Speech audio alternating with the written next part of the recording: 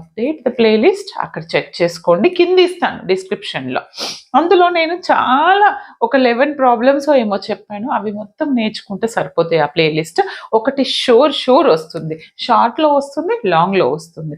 అంటే minimum 5 maximum 7 marks అయితే ఎటు పోవు. దాని తర్వాత ఏంటిది అని అంటే కొత్తగా మనకు కొత్త టాపిక్ యాడ్ చేశారు. అండ్ దాంతోపాటు టేలర్స్ ఉంది. టేలర్స్ ఇవ్వచ్చు, ఇవ్వకపోవచ్చు, నాట్ షూర్, బట్ నేర్చుకోండి. ఎందుకంటే టాపిక్స్ తక్కువ ఉన్నాయి. ఈ మూడిట్లో నుంచి ఒక క్వశ్చన్ వస్తే టేలర్స్ అనేది వదిలేయరు, షార్ట్లో అయినా అడుగుతారు, లేదంటే టేలర్స్. అండ్ ఇంకా డ్యామ్ క్వశ్చన్ ఏంటిదంటే కర్వ్ ట్రేసింగ్.